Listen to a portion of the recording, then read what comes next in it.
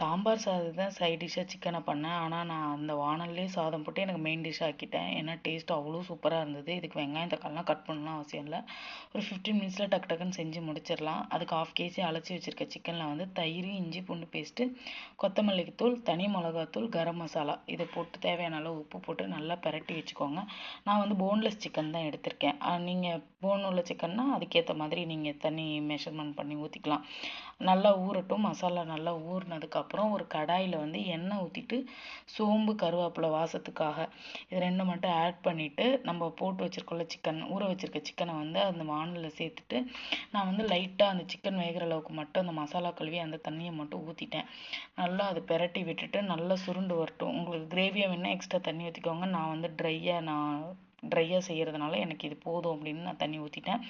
லாஸ்ட்டாக வந்து கொத்தமல்லி இலை போட்டு நல்லா சுருண்டு சுருண்டு எடுத்துட்டா சூப்பரான சிக்கன் வறுவல் ரெடி. இது சாம்பார் சாதம், ரச சாதம், சப்பாத்திக்கெலாம் சூப்பராக இருக்கும்.